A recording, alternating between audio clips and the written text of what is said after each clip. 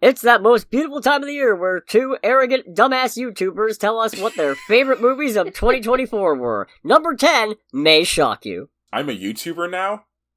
Well, we have a channel on YouTube, so by definition... I've been promoted!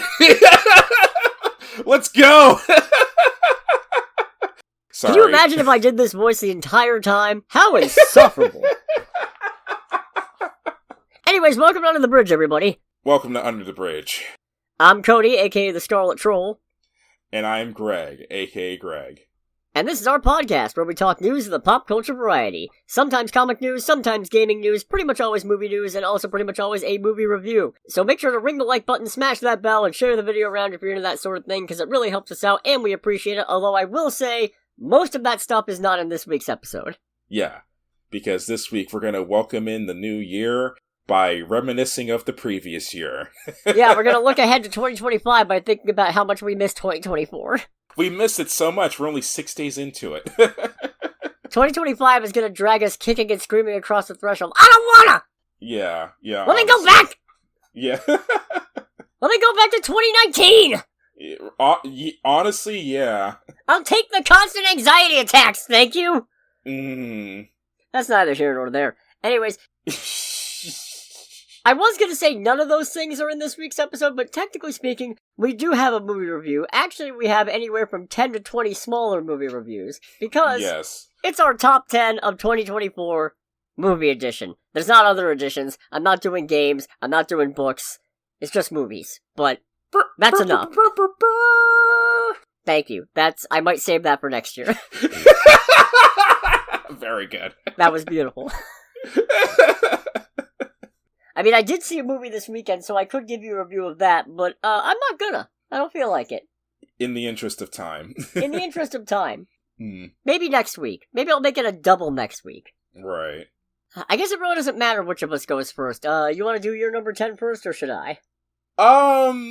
Yeah, I can try my number 10, and I will say, this is, with the literal exception of number 1, I realized in putting together my top 10 list that it is kind of a certain degree of in no particular order, because I completely forgot how many genuinely solid movies we got this year, and when I was going through and making my list, I was like, oh wait, I remember this and remember that, I'm just like, oh, this is gonna suck. There's a lot of good shit here, but it's like, it's not enough to just have 10 of these to a certain degree. It is hard. It's really difficult. Yeah, especially since, well, I know you saw more movies than I did, but I saw at least 30 movies. So it's like, that's hard to narrow down. 6 to 7. Yeah. But who's counting? I am. That's why I have Letterboxd. But yeah, I put number 10 on my list as Bad Boys Ride or Die. Alright, cool. That is not on my list at all. Alright, cool. We're starting out strong. Yeah, did not make the cut. Alright, cool. No, this is... it's just a really good time. It's a shockingly good time, considering how mixed this franchise is as a whole for me personally. Because for those who watched our Cinema Synergy on the original Bad Boys, which if you hadn't, check out our... I assume you have a playlist for those. Yeah, I got a playlist. Yeah, check out the playlist of Cinema Synergies, where we talk about movies with tenuous relationships to other movies that we may or may not watch. Linked in the description. Wink, wink. Yes. Wink, wink, nudge, nudge. It's fun because the original Bad Boys, I think we both kind of hated. Oh, I despised it. It was a struggle. Yeah. I had a decently good time with it, entertainment-wise, but it's objectively not a great movie, and I really wouldn't watch it again. Bad Boys 2 was kind of mid. 3 was great. And this one is about on the same level as 3, maybe slightly worse. Good comedy, decent character growth on Will Smith's character, kind of pulling some things out that I personally feel like weren't really utilized a lot in previous movies, in particular the whole thing of like, oh, by the way, you have a kid, and they're a criminal, you kind of have to deal with that, which is just like the most tropey shit imaginable, and that's honestly kind of the reason why it's number 10. It's pretty much, to a certain degree, it's how Gran Turismo ended up being my number 10 last year. It occupies that same mental slot of just a movie that is not exactly high cinema, but one that I had a relatively high enjoyment to quality ratio, for the most part. No, that's valid. That's valid. Do we care about spoilers? You know what? I'm just gonna say spoilers throughout for any of these. So, yeah, like, spoilers are fair game, because these are all movies that came out in the last year that I'm pretty sure all of these are ones that we have talked about on the podcast. Not all of them, but, at least not in my case. But, okay. Definitely the majority, if nothing else. Yeah, I'm gonna say spoilers throughout because they're all out, and, you know, if you don't want to, I'll put timestamps of what each of them are so you can hear what they are, and then feel free to click away and watch them. I don't know. If our recommendation means that much to you. But Bad Boys Ride or Die, I'm pleasantly surprised how much I liked the last two Bad Boy movies for how much I hated the first one, which put me off of ever trying to watch a second one, but... I was gonna say, did I peer pressure you into watching Free? Is that how that happened? I think you might have. Okay. Either that or no, you know what I think it was? I think it was because it was because of the monthly movie awards. I was determined to see literally everything I could, and that included Bad Boys. Can I just say, I know that was decently fun, but I'm so glad that you decided, this is for the birds. Yeah, no, that was not a great, smart idea. No. But the thing I love about Ride or Die, even though it didn't make my list, is the fact that I called that Mr. Fantastic was the bad guy from the literal first fucking scene. Yeah, it's like from the first second, because you lean over and he's like, is this guy been in the movie before? It's like, nah, he's new. He's the bad guy. Yeah. Have we seen him before? No, I don't think so. Oh, he probably did it then. I don't know what it is yet, but he probably did it. Literally inhales to start talking. Oh, you fucker. No, that was a decently funny movie, and I obviously no judgment for anything that's on your list. Although I swear to God, if fucking I don't know if Borderlands made it on here. Oh please! But if this was a worst movie of the year list, that would be number one for me personally. Yeah, I didn't feel like doing one of those because best of is long enough, and also like we kick the bad movies enough while they're down, just by making fun of them when they're out, and then subsequently afterward whenever we get a chance. So no sense lambasting them. Except Borderlands. Except Borderlands. But no, that's a very... I am not surprised to see that on your list. Yeah. So my number 10, I'm kind of amazed this one's on here. Because I like it, but... anyway, it's Deadpool and Wolverine. Wow, it's really that far down for you? I didn't think it was going to be on the list at all, if I'm honest. Really? Originally I thought, no, this is pretty good, but it's not... top 10 good, and okay, part of it might be Stockholm Syndrome, because thanks to different friend groups wanting to see the movie at different times, I saw this 4 fucking times in theaters, so I might be a little brainwashed. Okay, so I made that mistake with episode 7 of Star Wars. Yeah.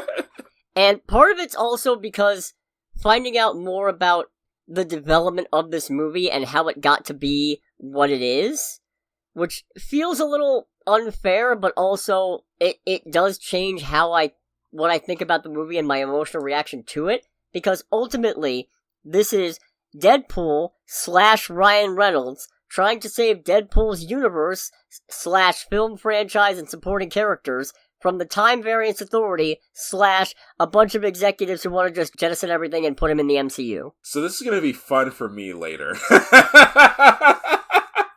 Because I found out the whole reason why this movie has the plot it does is because when Ryan Reynolds was meeting with Marvel and Disney to talk about what they wanted to do with Deadpool the franchise, they were fine with keeping him, they were fine with keeping it rated R, but they had zero interest in any of his supporting cast. They didn't really want Vanessa, really? Colossus, Negasonic Teenage Warhead, Dopinder, Weasel, which, okay, I get, I mean, it's fucking TJ Miller, but... Yeah, fuck him. But, that just kind of transformed the whole movie for me. Because that turned the whole thing into, oh, this isn't just Deadpool and Wolverine going on a wacky comedy. This is Deadpool trying to save... Because Deadpool even says it's him trying to save his entire world, but that takes on a whole new meaning when you know that it's basically him also trying to preserve the things from his franchise. Especially Deadpool being such a fourth wall breaking meta character makes that hit so much harder because he knows,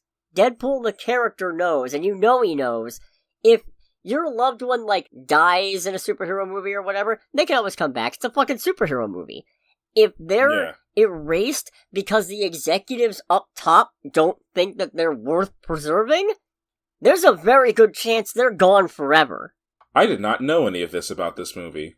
And I mean, none of that's obviously stated, but with that extra layer of knowing that that's how the meetings went, that's the extra layer of text that I read into this. And for a character like Deadpool, that's gotta hurt so much more, knowing that even though you're a quote-unquote popular character, that popularity is not going to save everybody you love. It just means you get to live and watch them go. Well, I mean, I know you said you probably may be looking a little bit too deeply into it, but with how Ryan Reynolds does things or present things, I wouldn't be surprised if that is actually a little bit of the internal to external commentary that's going on. Oh no, I'm sure that's part of the intended commentary. I just think this is really one of the only movies on the list where I have that extra layer of knowledge, so it feels a little unfair to everything else. But hey, what can you do? And also, this movie made me appreciate Wolverine in a way that almost none of the X-Men movies ever did. I hate Wolverine, but I like Wolverine in this. He's good. Yes, CGI mask notwithstanding. CGI mask notwithstanding, God, I cannot believe everybody was freaking out about that positively. I thought for sure that mask was done poorly, specifically so they'd get us to shut up and stop asking about it. It's really funny because I think even in our theater, people were just like, yeah, he's got the mask. Until I'm going like, oh, that doesn't look great. And I just look at you and you just have to face pure disgust. Which made that crazier part is, he was wearing the mask! He actually had a physical mask on! How does it look that fake? It's a real mask! That part I personally thought was freaking hilarious. And of course, there's some really solid cameos in this. Just, this whole thing is... One of my only Letterboxd reviews that I wrote was basically saying, if you're not up to date with the minutia of Marvel Studios not just Marvel Studios, but Marvel filmmaking and IP ownership rights, this movie's probably kind of a slog for you. Fortunately, I do know all those little minutia, so I thought it was pretty funny. Oh man, that's gonna be fun for me later. Oh boy, I can't wait. Yeah, later in this list. Alright, shall we move on to your number 9 then? Sure. So for me, my number 9 was The Bike Riders. Okay. Yeah, so this is one where I think a good part of it is just because it's definitely more of a me movie in the style, how it's presented, and all that, because for the uninitiated, this movie is based on, I want to say, a written down semi-fictional retelling of like the story of like a more noteworthy biker gang, but put into a movie format. So the way the movie's shot is in like kind of a rolling, for lack of a better description, rolling interview, because the whole movie centers on Jodie Comer's character and her telling the story of the bike gang that her husband Benny belongs to, and how that all changed over time in their interactions and watching the biker gang evolve. And it's done in a way that's, for me personally, really cool, because it's the whole thing of, it's not just the long interview, like, you know, having talking heads talk about things as they happen on screen. The interview is kind of constant throughout the movie. We see the guy that's doing the interview at one point is actually a member of the biker gang. He's still in school and all that. And I want to say it's a whole thing of like this interview is part of one of his college courses, but he's actually part of the biker gang. He has the dress, he has a jacket. I don't think it's directly shown, but I think it's implied that he has a bike of his own. So he's actively there while still talking to all of the members, talking to Kathy Cross. And the whole package of it is done in a really, for me, neat way. Kind of this mix of moderately fictional, but still like journalistic style movie taking place in the 1960s when the biker gangs as we know them really did start to pop off, and kind of showing the history of them. And to me, that's really cool. Also, give some points for Tom Hardy and his hilarious ability to like be both really serious and impossible to take seriously on the screen at the same time. That man cannot do an American accent to save his life. No, stop.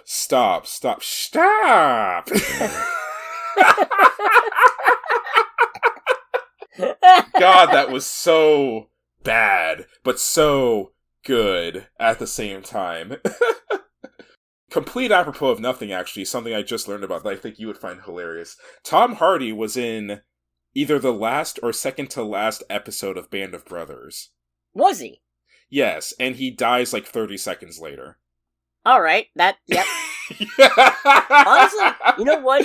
Shout out to Jodie Comer in this, because I thought her accent was over the top, and then I listened to actual excerpts from the person who she's actually portraying, and it's bang on! Yeah, like, I forget the article or the whatever it's attached to, but there is archival audio recordings of the actual interviews with the woman who was married to one of these bikers, because this whole movie is based on a photo book by Danny Lloyd, who I want to say... Lion, sorry. Who is portrayed in this movie. But the whole movie is based on, like, actual interviews he did, and you can find the footage, and the woman who he's interviewing in the 60s, Jodie Comer does a perfect job. Not even just the accent, but, like, her mannerisms, how quickly she talks, her pauses. It's perfect, and it's genuinely extremely impressive acting on her part. Yeah.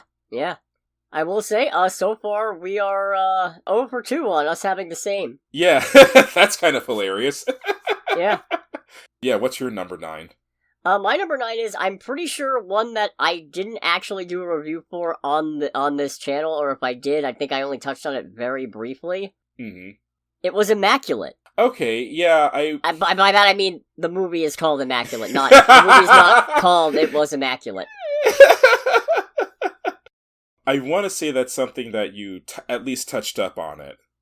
I don't remember. I know number 8 I did a brief review of, but number 9, I don't remember actively talking about Immaculate. But I think this one has been up, down, all around, barely on the list, and then just made it back on today when I was really thinking about it. Because ultimately, I don't like a lot of religious horror movies these days. And usually... Right. I don't know what, you know what, I know exactly what it is. It's that a lot of them are just, it's demons and or the devil, gotta believe in faith and or God to save the day. And here, that is not the case. Right. The premise is that Sydney Sweeney's playing a nun joining a new convent. Well, she's about to become a nun, take her vows and what have you, and she's joining a convent.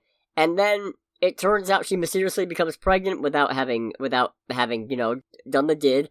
And... everybody's treating it as the second coming of Christ, but something doesn't seem right. Come to find out, actually, the church is determined to bring about the second coming of Jesus. So, they impregnated her without her knowledge, using DNA that they got off of one of the nails that was used to crucify Jesus. Holy shit. Yeah, no. So, like I said, spoilers throughout. So damn, dude. Holy fuck! You know what? Right. Maybe I'll put a spoilers from Go next to this timestamp. But anyways, the point is, the thing that I really found interesting about this is the fact that this is a religious horror movie where the church is the bad guy. It's saying a lot of things about the influence religion and patriarchal religions like that have on women, bodily autonomy for sure. Yeah, for real. None of which is really my spot to comment on. But fuck. I respect it. Oh, yeah. and then she manages to get out the real thing where I went, I'm with this. And this is going to be real sensitive, so those of you with weak constitutions may want to click away from this part. But she ends up getting away while in the middle of like her water's breaking, so she's in the middle of trying to hold back giving birth, and she does, and we never see the baby, but we hear these not correct gurgling sounds. Well, we see the baby a little bit out of focus, but something is not right about it, and it's implied that in their efforts to bring about the second coming of Jesus, they may have brought forth the Antichrist. And then she smashes it with a fucking rock. Nice. Yeah! That's the part where I went, okay. Props! She's not stuck being saddled with this horrible little cretin that fucking the church inflicted on her. Alright, good for you! Alright, fuck yeah! Yeah, it's like, we can ride with this. It was profoundly uncomfortable, and I respect the fuck out of it. So obviously this is a favorite list, not a best of list, because, filmmaking, the objective quality of filmmaking, while I think it exists to a certain extent, a lot of it's not exactly quantifiable. So I think there are movies that I've seen that are better than this one, but this is not a top 10 quality list. This is on my favorite 10 list, and this definitely made it. Right. What's your number 8? My number 8 is Beetlejuice. Okay, wow, that's a third one that's not on mine. Alright, this is already getting kind of weird. I don't know if this means that our tastes are changing or becoming more defined or what. I think it's a case of you seeing more movies. Probably. Oh, that's terrifying. Yeah. Well, Beetlejuice, alright, hit me with it. Yeah, it's just, I mean, it's just really fucking fun. Man, I wish I had something better than that, but it's just really fun. But still of a higher overall quality of a movie than Bad Boys, I would say. Partially, it's definitely the feeling of this movie knows how, it has to know. It knows how completely absurd it is, and it just rolls with it perfectly. Being a continuation of the original Beetlejuice, it does a really good job crossing the lines between the original movie and this, because it's a 40-year difference at this point. Almost 40, because the original came out in 1988. Yeah. So it does a good job kind of connecting the dots there, while still being faithful tonally and thematically and whatnot to the original movie. So that's really fun. It also kind of shows an interesting take, and I kind of feel like a realistic one, of what happens with these characters after that much time, and the whole thing of Lydia Dietz being able to talk to the paranormal on a regular basis. Thinking about all the things that have changed socially and whatnot in this country over the last 40 years nearly, I can absolutely see a world where it's like, wait, you can talk to ghosts for real? Yeah, we're gonna make you a primetime talk show host. It's like, yeah. But I don't really want to. No, you'll be rich. This is crazy. You'll be the next big thing. It's like, oh, okay, just kind of getting thrust into that with the consequence of her daughter, played by the always entertaining Jenna Ortega, just being like, okay, this blows. Yeah. And everything that comes in with that, from just the plot thread of Jenna Ortega trying to find new people to mesh with, who can kind of be her escape from her mom and her totally not shithead boyfriend, which of course leads to the eventual interactions with Michael Keaton as the still very politically incorrect Beetlejuice. Oh yeah, he's 6 different kinds of wrong, and 7 different kinds of right. He's just all kinds of wrong, and I remember reading a thing where, when they were writing the movie, they were very clear on, no, we kind of want to keep Beetlejuice the same he's always been, because the whole thing about Beetlejuice is that he's been in this purgatory for God knows how long. His personality and behavior is established in the fact that he's been in this purgatory for all this time. He has no knowledge or inclination of anything of how things have changed in the human realm. And I find that person to be very funny, and also a kind of nice foil to some of our characters' interactions. Also the fact that he uses fucker in just the most beautiful context in this film. And he actually says the F-bomb twice, but we don't get it for the second time because this is a PG-13 movie. Yeah, I will say there are some elements in this movie for me that were kind of clumsy, Monica Bellucci is very underutilized, Willem Dafoe doesn't really have a reason to be here, but in defense of Beetlejuice, the fact that it's a sequel nearly 40 years later, and it doesn't suck. Yeah, I will echo those same issues. Honestly, the whole thing of how Monica Bellucci is horrifically underutilized, that's a big thing for me, especially with how much time the movie spends building up her character. But the movie is still quality. It's still really fun. It's pretty much just as fun as the original film. It definitely keeps the same spirit going. That's the part that's kind of impressive to me, more so, despite the 40-year time gap. It's, to kind of apropos of nothing it a little bit, it's almost a similar level of impressiveness I had between Top Gun and Top Gun Maverick in that sense. Alright. Yeah, keeping that same style, thought process, vibe going over such a long period. Mm. But yeah, more than anything else, this movie was just so much fun. It's a pretty good time. Yes. What do you have for number 7? Oh, I still have my number 8. What do you have for your number 8? I'm so freaking good at counting. I got one that I know I talked about in just a teensy bit. Oddity. Okay. This one's a horror movie. I don't know what kind of subgenre to call it. It's not folk. I know it's not folk, but but it's very weird. Vibes count for a lot in horror, and the vibes on this one, I'd say they're immaculate, but well, that was the last one. So I was gonna say, don't you fucking dare. Well, I just did. What are you gonna do about it? This is one where, unlike Immaculate, I'm not really gonna get into the details beyond the main character is a blind medium who's the owner of like a cursed curio shop whose sister gets murdered, and okay. Alright. She's looking into the details of her sister's death, and shit gets creepy. Right. This is actually one of the ones where I tried to rewatch most of the things on my top 10 to make sure I still like them, and this one I did get to back in October when I was watching a horror movie a day, basically.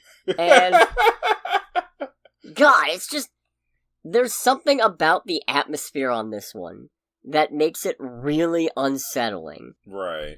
And yet also, it's not a funny movie in the slightest, but it ends on one of the best punchlines that I could possibly think of for something like this. Oh, really? So, yeah, that one I'm not going to give away. Unlike Immaculate, where I'll give the whole game away. This one, check out. It's creepy. And also, like, I feel like with Immaculate, I gotta give some details away just so I could be like, this is not for everybody. This gets a little intense at some points. And I don't think Oddity ever hits that level of, ooh, there's probably some stuff in here that people are not gonna react well to in the sense of this might trigger some anxiety reactions or something. I mean, I don't know. I feel like horror in general has a possibility to do that, but Oddity is definitely less likely to do that than Immaculate. I don't know where I'm going with this, just that I like this one a lot. Okay. What's your number 7? My number 7 is Furiosa. Wow! 4 for 4! I'll tell you, that one just barely. That was dangling at the edge of the top 10, but it did not make it on. Was that going to be like your honorable mention? One of them or so, I don't know. Fair. Okay, so this one is just purely because of me being a sucker for Mad Max. I'm kind of weird when it comes to prequel movies, especially when it's like prequel movies of very well-known characters. In particular of Furiosa and the role that she plays in Mad Max Fury Road. It was kind of one of those things where it's just like, oh boy, I wonder, what's going to happen to her character. Because, yeah, we totally don't know what happens to her later in her life. Because of things like that, it's the whole, like, voice in the back of the head. A lot of prequel movies are kind of hard sells for me. This one does a good job of selling me on why Furiosa is the way she is. Because it just goes through all the loss, the fight for the literal and figurative fight for her survival, the adaptation to her surroundings, and more than anything else, the being stuck as a small child in a post-apocalyptic hellscape and fighting for any little bit that you can get to survive.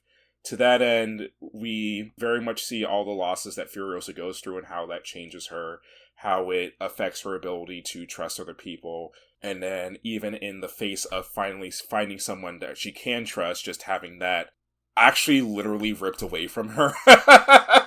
Ugh. Yeah, homie did not get a good ending in this. Anya Taylor-Joy is phenomenal. I mean, she's always been kind of phenomenal. I've enjoyed seeing her in things more over the course of this year, but she's great in this as Furiosa. Chris Hemsworth is really great as Dementius, just because, well, my main exposure to Chris Hemsworth when it comes to his acting is honestly the Thor movies. I know I've seen him do other things, but the Thor films are my usual point of reference for him. He was in Cabin in the Woods. He was in Cabin in the Woods, that is correct. The weird, goofy, but trying to be serious, but failing at a persona that he goes for in Thor, it actually works perfectly in this movie. Well, because here there's an extra layer of menace. Like, he's a genuinely dangerous guy despite the fact that he's a fucking clown. And part of it's because he's a clown who demands to be taken seriously. He's a clown who demands to be taken seriously, and part of that is also because he's also someone who is very clearly heavily mentally damaged by living in this post-apocalyptic hellscape and also trying to fight for his survival. So the whole thing of him being this weird clown to take seriously actually works in this a lot better than it does work in the Thor movies. It doesn't take away at all from how terrifying his character is. A lot of the other people in this movie do a bang-up job in their roles, even though they're significantly smaller, but Chris Hemsworth and Anya Taylor-Joy just absolutely, literally and figuratively, kill it in this film. It's a shame that this movie did not make a profit. No, yeah, that's definitely a shame, because, I mean, this is a decent movie. Like I said, it's just barely not in my top 10, and even then, it was difficult. It just kind of came down to, it does fall a little bit into the prequel trap. There's a few elements that really didn't need to be here, and you kind of feel where maybe a producer or something wanted them in, but the performance, and also, I feel like Anya Taylor-Joy is kind of underutilized in the movie where she's headlining, because it takes a bit to actually get to the Anya Taylor-Joy stage of Furiosa's life. But yeah, she's good, and Chris Hemsworth he based Dementis on a combination of a carnival barker, his own grandfather, and a seagull, and it shows. He has all of those perfections and none of my deficiencies. There's a line that I remember that I can hear it in his voice, even though I know he didn't say it because it was just a stupid joke I wrote down of, "No PDAs while I'm monologuing!" There's a really great short on YouTube as well, where Anya Taylor-Joy and Chris Hemsworth were doing like a bunch of the usual marketing things before the movie comes out. And they're doing a kind of small ask each other a question about a weird thing, and one of the questions is, what's the sexiest accent? And then Chris Hemsworth just takes it and goes, "Oh, Australian, easily." And he just dips back into the Bogan accent, and you can kind of see on Anya Taylor-Joy's face of, "Oh god, not again." But yeah, no, Furiosa is definitely my number 7 for this year. Alright, my number 7... If we don't have this one in common, I'm gonna be blown away, honestly. Mm-hmm. It's Monkey Man. Alright, cool. Do you have it on yours? I do, actually. Okay. Yeah. Where's it on yours? It's the next one up. Oh, okay. Alright, so even better. We'll combine this. It's my number 7, Greg's number 6. Yes. No, this one actually dropped down a little bit for me, because I did rewatch it, and it's a little bit harder for me to focus on it not in a theater, but to its credit, there's some gnarly fucking action scenes. I'm absolutely amazed at the fact that this movie manages to have such a lull in its second act and not lose me. Yeah. All that build-up to what you assume is going to be a big John Wick rampage of revenge, and then it goes fucking wrong, and then he has to go lick his wounds and recover, and then he goes on the rampage of revenge. Yeah, no, that's just all good shit. Leading up to this movie, it was a thing of okay, so we're basically getting an Indian take on John Wick, and I feel like the marketing also tried to make it look as such, but this movie does do a good job of, while it's very clearly inspired by John Wick and the John Wick movies. I mean, it's a quote in the movie. You like John Wick? Yeah, it does a good job of still being unique enough to very much stand on its own 2 feet. Part of it is the action. John Wick is more of a gunfighter, but this one with the Monkey Man is very melee focused. There's not a lot of gunplay, there's just a lot of fun movements, martial arts styles and stuff like that. They had to get creative with the choreography because Dev Patel broke his hand. Yeah! And it's also, I feel like the overall story is a lot more palpable as well. Because with the John Wick movies, it's a thing of, it's established that John Wick is a formerly retired hitman who wants basically nothing but to live his life, and his previous life basically just comes and takes it from him. And so at that point, you have the challenge of trying to make a objectively terrible human being a sympathetic character. In this one, it's established that the Monkey Man is straight up just a guy. He is just a guy who was just living his normal life, has no involvement in the criminal underworld or the corrupt government that his country's in or anything like that. But said corrupt government comes and basically destroys his life and takes away his loved ones. So he decides of his own accord, alright, I'm going to get into this and destroy these fuckers from the inside out, while also very clearly demonstrating that the man is a little bit over his head. Definitely. Yeah, and that does a really great job of, I think, making it a little bit easier to swallow, per se. Like, getting a little bit more tied to the character in the idea of this guy's a putz, but he has gone through learning, becoming stronger, learning how to fight for this singular goal of, like, taking out the people who basically upended his life for what was ultimately no real good reason. Also, the kills in this movie are fucking gnarly.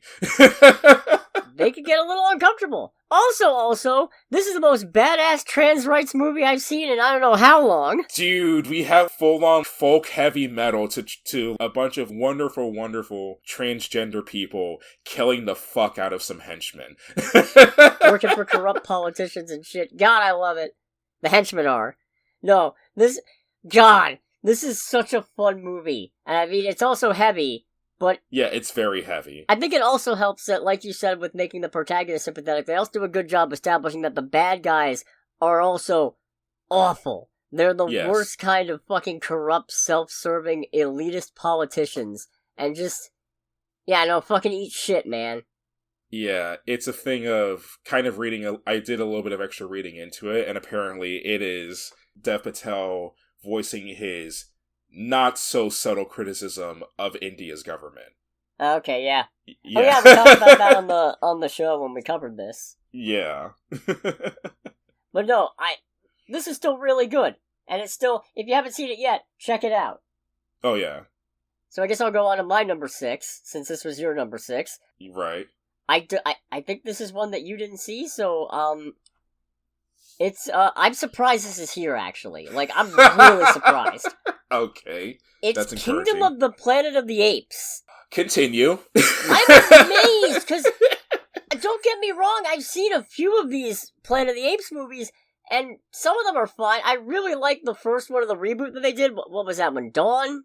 Rise? It wasn't War 4, that was the third one, and that one I hadn't seen yet, but no, Kingdom of the Planet of the Apes, I'm amazed at how much this keeps my attention, how much it's a interesting advancement of the Planet of the Apes setting, where you see they've now developed a full society, there's some interesting philosophical quandaries about coexistence of humans and apes, how much are humans entitled to in this world considering how badly they fucked up theirs, but also the apes owe their whole society's existence to humanity. That becomes a driving question of this movie. Just, the effects are so fucking good, at no point do I ever really think I'm watching a bunch of people in mocap suits pretend to be monkeys. It feels like I'm watching actual monkeys. Right. Proxima Caesar is just such an interesting fucking guy who's too fucking full of himself, trying to set himself up as the next hot shit, when in actuality he has no clue what he's fucking doing, but he's just menacing and just stupid enough that you're genuinely kind of afraid of him. I'm astounded that this is still on here. I thought for sure that was like this is pretty good. And then when I rewatched it, oh my god, this is still a really good movie. Right. That is all well and dandy, because I never got a chance to see it. I mean, granted, I feel like with the whole Planet of the Apes movie franchise, it's always a hard sell for me. Not for any particular reason, it's just that the movies have never really done a great job of reaching me to get me to sit down and watch them. But I will say, yeah, that definitely makes me a lot more interested in seeing this one, if anything. I don't know if I need to see any of the older ones to completely get what's going on here. I don't think you do. I think you'll be missing some context. There's a couple of lines that might be a little confusing, but they actually do a text crawl right at the start that helps you get up to speed. And then midway through the movie, he meets a character who helps elaborate on how things got this way. Honestly, the explanation for how this world managed to establish itself, if you took out the text crawl, could be a pretty decent reveal for somebody who's never seen any of these before, I think. Does the text crawl intro with Palpatine is alive? No, it does not. Unfortunately. If we had done this during the year of episode 9 would have been my number 10. Good fucking god. Just in because 2019. Yeah, just because it's the thing of, this movie destroyed all my expectations in the worst way possible, and because of that, I had a great time. Okay, yeah. Alright, hit me with your number 5. Okay, my number 5 is one that I know for sure both of us have on the list. It's Nosferatu. Yeah, that's my number 4, actually. Alright, so do we want to combine this one too? Yeah, probably. I mean, I don't know how much we really need to talk about it, because we just did an episode on it last week. Wink, wink, nudge, nudge. Yeah, go check out Nosferatu and other stuff if you want a real in-depth thing on Nosferatu, but no, this was good. Yeah, talk about coming in late on the... Better late than never. Yeah, no, it's just good. It's just good horror. It's a really good, but still decently faithful reimagining of the original film. It's intriguing. It's thought-provoking. It is cinema.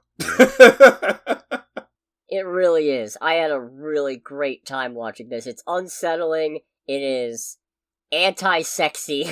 It is horrifically horny, but still very anti-sexy. Which, good, great. Yes, yeah. Greg, I just want to point out the list of movies that came out in 2019 includes, but is not limited to, Knives Out, Once Upon a Time in Hollywood, Endgame, Jojo Rabbit, Us, Far From Home, Captain Marvel, Booksmart, Ready or Not, John Wick Chapter 3. I feel like I've established at this point that if something's ranked as number 10 on my list, it's not always for good reasons. Shazam, Rocket Man, Detective Pikachu. I still never got a chance to see Rocket Man. Alita Battle Angel. Or Alita Battle Angel. Oh, but The Dead Don't Die is also on here. Yeah, fair enough. Anyways. No. Nosferatu was... God, just... What a good update of an already interesting movie. Mm-hmm. I'm so glad this came out. I'm glad that I saw it. I'm glad I've got the Nosferatu popcorn sarcophagus tin. Does your sarcophagus tin also expire in 2024? No. It expired a long time ago. That's why it's a sarcophagus. Fair enough. I don't know what I was thinking there. No, of course. Well, I guess I have my number 4. Well, first let me do my number 5. Oh, fair. That's right. God, I'm so good at this. Yeah. To be fair, we are jumping around a little bit. My number 5, actually, I think bumped up a little bit. Drive-Away Dolls. Yeah. Oh, that one was a struggle. That was one where it's like, I really want to include you, but there's a lot of stuff on here that I really liked, and something's got to make the cut. No, I understand that one. That one is one that would probably be the first honorable mention. Because just, like I said when we first reviewed it, buddy road trip comedy about 2 women, at least one of whom is a lesbian, maybe both, but at least one, is rapidly becoming one of my favorite subgenres. It doesn't even have to be a road trip comedy, just a wacky buddy comedy. I mean, I love Booksmart, but no, God, what a funny fucking movie. It's absolute nonsense. Yeah. It's a stupid fucking movie, in multiple senses of the word, but plop. Also just really funny. There's a couple of moments, rewatching it was so interesting, because the one thing that I was most intrigued to see was when they're at the soccer team makeout party, and they're all just switching makeout partners, and Marion's supposed to partner up with Jamie, and she goes, oh no, we're just friends, can we... And then they go for it anyway, and she pulls back, and she's just got such a look of absolute hurt on her face, hurt and confusion. And I was trying to figure out, and I think that's her realizing she actually has deeper feelings for Jamie, but either being afraid of that or being afraid of trusting Jamie herself with that, because Jamie is kind of a cad and a rake, to be fair. Yeah, Jamie is fun to watch, but she's not exactly the greatest person. And also the acting on it is really good. Going back to Marion again, Geraldine Viswanathan carries a lot in just facial expressions. It's a funny movie. It's not a particularly great one. Will no one save Curly? But it is a funny one. Oh god, it's still just... Everything in the second half of the movie is such a good time. In particular, the whole thing of when the whole... There's literally no other way to describe it. When the whole dildo subplot starts up... Tiffany Plastercaster, my god. Yeah. Thank you, Miley Cyrus, for that. Was that? Yeah, no, that was Miley Cyrus in the flashbacks. I forgot all about that. Yeah, and she was uncredited in the movie for some reason. I do not get that. Huh. Weird. But yeah, when that happens, that's just when the movie goes, like, completely hog wild. But yeah, no, that's still up there, I'm happy to say. What's your number 4? Since we know mine is Nosferatu. Yeah, my number 4 is Transformers 1. Okay, that one's not on mine. It's up there, but... Yeah. but it didn't make the top 10. Yeah, no, I really enjoyed this. Again, kind of going back to the previous point that I made about Furiosa. Usually prequel movies are ones where it's just like, oh gee, voice in the back of my head goes, it's like, oh gee, wow, I wonder what's gonna happen. And it was really strong with this one, because it's like, wow, Optimus and Megatron and their origin story, gee, I wonder how it ends. Still took me by surprise. Still took me insanely by surprise, just from beginning to end, of how these two start as being normal, or air quotes, normal worker bots who have, like, nothing special in them whatsoever, until we get to this whole subplot about how...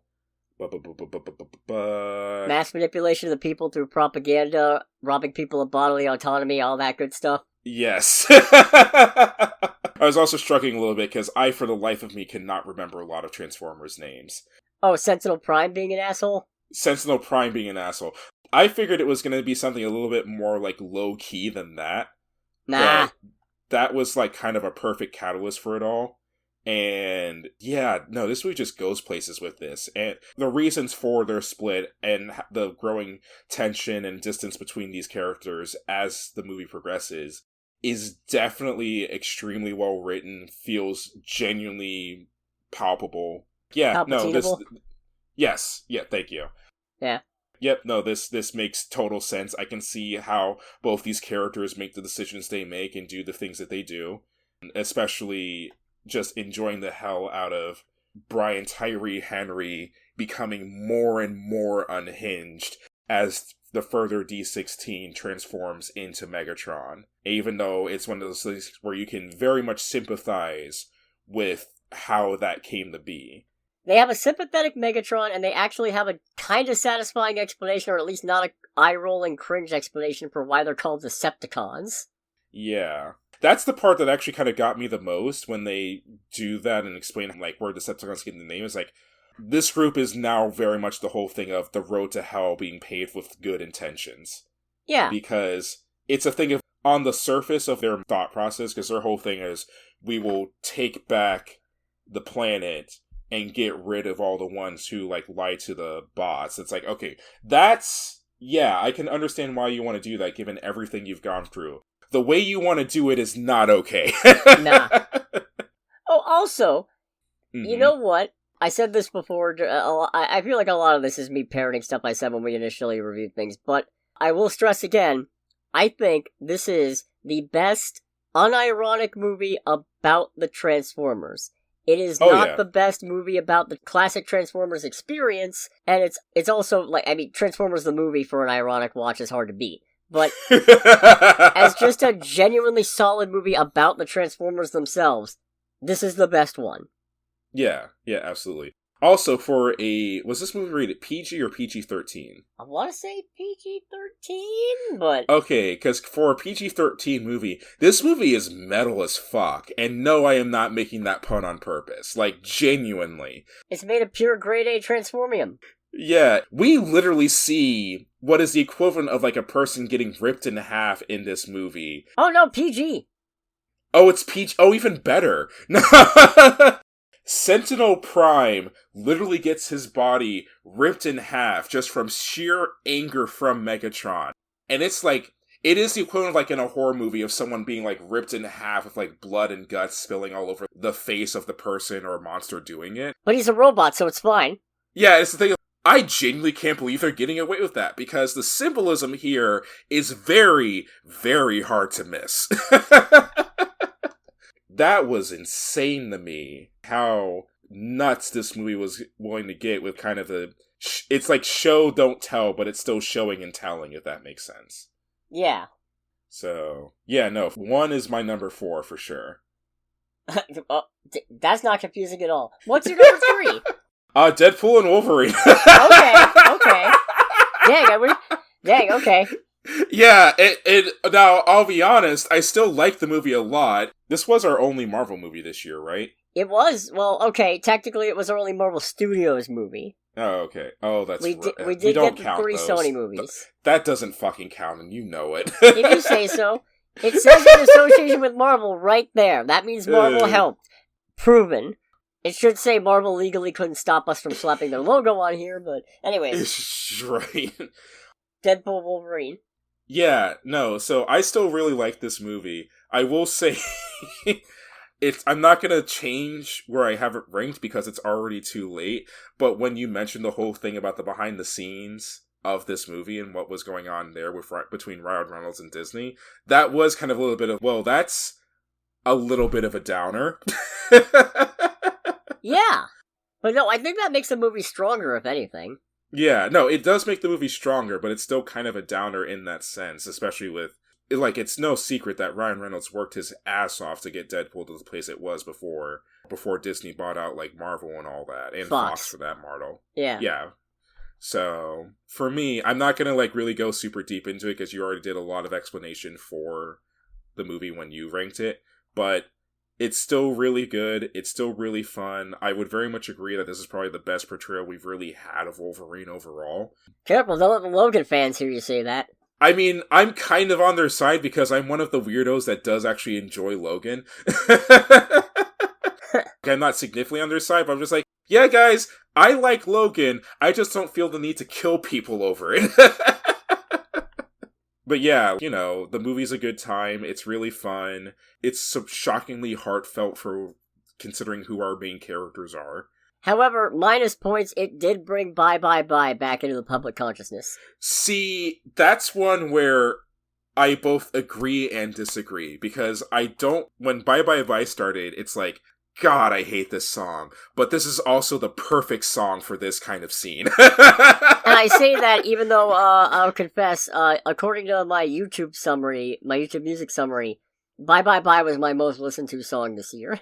Oh, you poor thing. Yeah, no, I had it on loop a lot. Anyways.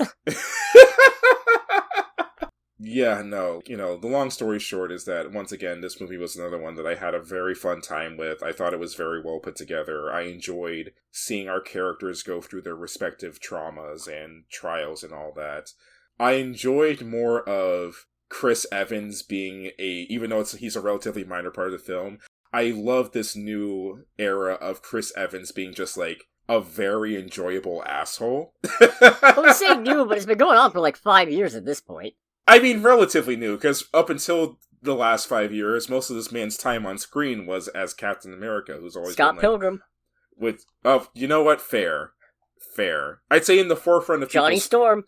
In the forefront of people's consciousness, he's always been a bit of a Boy Scout. Fair. Although, even if some of that did leak out a little bit in Thor 2.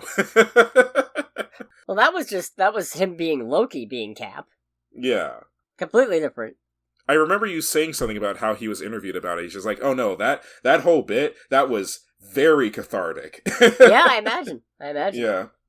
But yeah, no, Deadpool Wolverine is my number 3. Alright. And for you, it is... My number 3, I think is surprising nobody. It's Lisa Frankenstein. Yeah. That was such a good movie. I had to fight long and hard about whether this was going to be number 2 or not. So for me, Lisa Frankenstein was kind of the thing that made me realize how small the gaps are. Honestly, the gaps between number 2 and number 20 for me are relatively small. Really? Yes, and Lisa Frankenstein is a big part of that, because that was when I was just like, oh, I really want to include you because I really, really, really enjoyed this movie.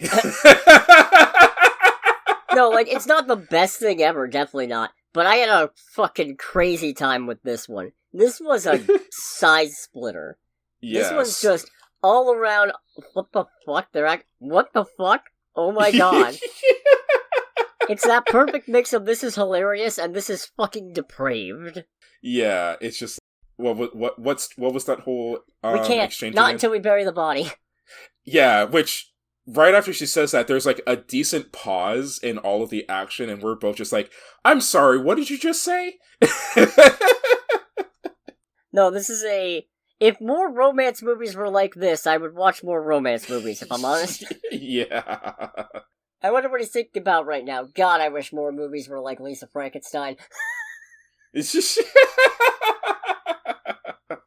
Yeah, no, this movie was great. It was a very good time. Like I said, this is one where when I was reminded that Lisa Frankenstein did come out extremely early this year, that was the thing that made me go, it's like, fuck, 10 spots isn't enough. Yeah, but think of how much longer this video would be if we didn't. That's fair. It's the thing of, like, if I had, like, subcategories, 2, 2.5, something like that, it's like, alright, now we have more room to work with. Who knows? I'm doing a tier list this year, so we'll see how that goes and what that means for the top 10. Right now, we're off to a pretty good start. The first movie I saw this year, The Damned, is on the This Is Decent tier, which is the third tier out of 6, which ranges from what Martin Scorsese would call cinema all the way down to Borderlands. I'm very happy that the bottom tier is Borderlands. Yep. I figure nothing quite communicates disdain for a film like labeling it Borderlands. But anyways, this isn't about Borderlands. This is about Lisa Frankenstein. A movie which I love, and which if you haven't seen, you should see. You absolutely should. Again, it's a good time. Catherine Newton and Cole Sprouse are absolutely amazing in it. Yep. What's your number 2? My number 2, because again, this is the predominant me movie of 2024, is One Life, even though it is technically a 2023 movie. that was a real tough one. That was on my top 10 for a long time, and it only got bumped off because, I don't know, I always feel weird about based on a true story historical dramas, because I'm sure some things are getting fluffed up, some things are getting underplayed. I have a real hard time having one on my top 10 / rewatching it. But, no, I like that one a lot, and it was on there for a very long time. That was actually the thing that I just recently booted off for Immaculate. Yeah, no, this is... The message for this movie is unfortunately kind of becoming more brought to the forward-thinking consciousness, I feel. Right. And I see that with a little bit of depression behind that sentence. It's... Oh god, what a movie.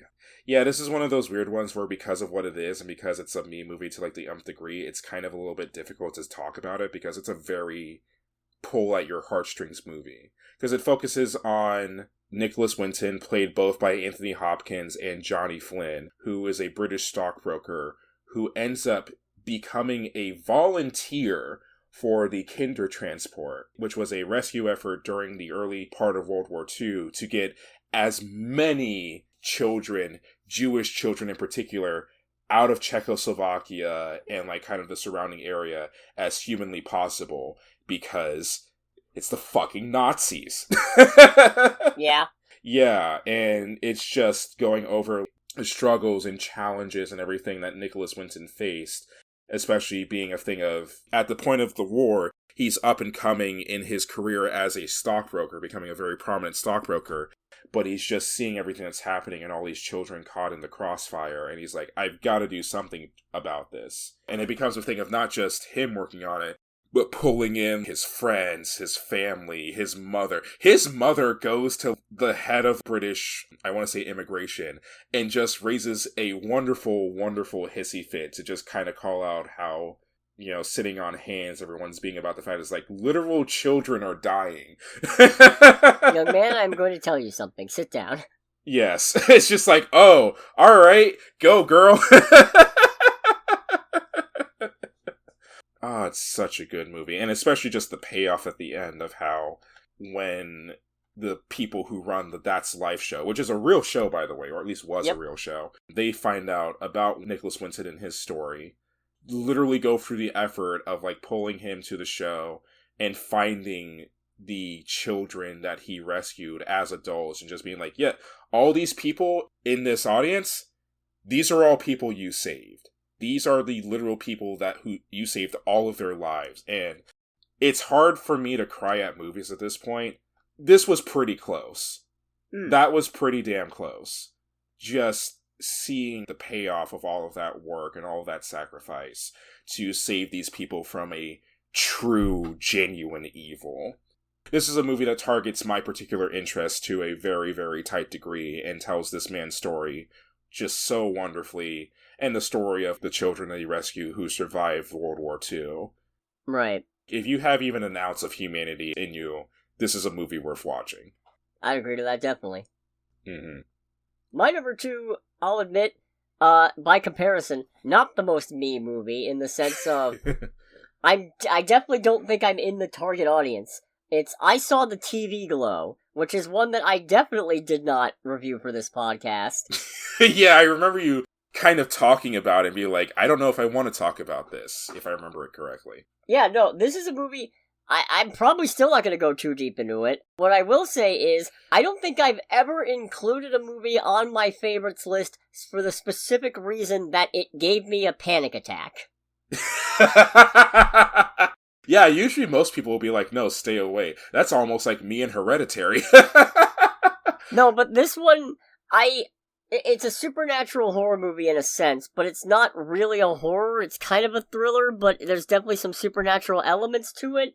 It's just a really weird movie, and as somebody who probably identifies entirely too much by what shows, movies, and games I'm a fan of, I guess that does technically make me the target audience. The main reason I say I'm probably not the target audience is because this movie could not be any more trans-subcoded if Justice Smith stopped the movie dead to rights, looked right in the camera, and said, here's what the movie's about. And he kind of does, almost, at one point. But, no, this movie is just... First of all, I didn't see this one in theaters. I didn't get a chance to. There were no showtimes anywhere near me. When I finally did watch it, I watched it at home, which is... It's difficult for me to watch a movie for the first time at home. I have a very short attention span that kind of demands that I be watching a movie with nothing around to distract me, or I will get distracted. Mm-hmm. I did not glance away from the screen like once, I think. Mm. This had me hooked from go, and by the end, I spent the last 20 minutes or so getting steadily more nervous, and by the time it wrapped up, I was just pacing around the living room at probably midnight going, I'm okay. I'm okay. Oh, really? I'm not freaking out. I am not secretly dying on the inside. Everything just a is movie. fine. It's just a profoundly affecting movie. Hmm. You're good. You're certainly not questioning everything about your existence as you know it. You're fine. You're good. And I was still shaken up for a couple of days after the fact. Not to the same extent, like I could breathe, but... Right. Yeah, that breathing is good. So they say. But, no, this just stuck with me. This is like the opposite end of the spectrum to my number 1, because this is a movie where I don't know that I ever need to see it again. There are friends who I really want to show this movie to, but I'm actually hesitant because I don't know what watching it a second time will fucking do to me. Mm-hmm.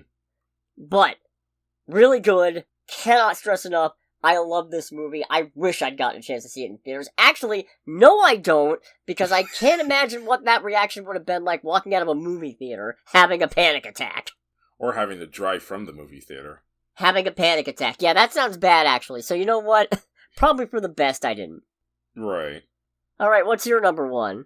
I'm pretty sure it's the same as yours. It is Hundreds of Beavers. Oh, we're completely different. I had Madam Web. Wait, you motherfucker! I got you for a second! Don't you dare pull that shit! I had you for one split second. I had you thinking it wasn't Hundreds of Beavers. No, it's Hundreds of Beavers. Fuck off. I mean, don't get me wrong. I had more fun with Madam Web than I had any right to, but no fucking way. It's Hundreds of Beavers all the way down. It's Hundreds of Beavers. Oh boy, talk about... They say the perfect movie doesn't exist. They're wrong, and it's Hundreds of Beavers. It's Hundreds of Beavers. This is the funniest shit I've seen in a long fucking time. Oh yeah, I would definitely say this is the funniest movie we have watched the entire year. And this is one that we didn't cover! Yeah. I think we told people go watch it, but...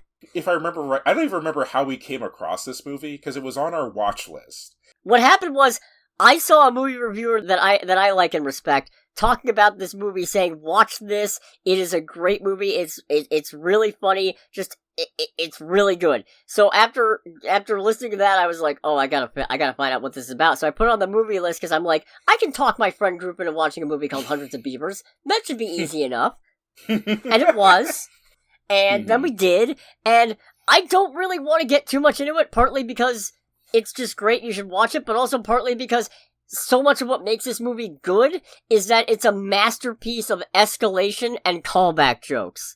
It is so fucking good at doing the same jokes over and over again, but keeping it fresh each time, adding a new angle, a new twist, making it bigger, giving it just enough time between iterations of the joke that you've forgotten about it, and then for a split second before the punchline lands, you're like, oh wait, this is coming back! Yeah. I watched this man literally dying in his seat in this movie, just from all the laughter. My soul left my body at one point. And I think the exact point was, oh shit! Yeah, that was great. Because it's like, actually, before that happens, it's actually genuinely very calm and very serene. You just hear, oh shit, and what follows after that is just the most insane shit. Because the movie's also mostly dialogue free. There is not a lot of it. There's some there's some vocalizing here and there. People going, Mm-hmm. Also, Gene Kayak supports gay rights. So yeah, hell yeah. That makes this movie worth it.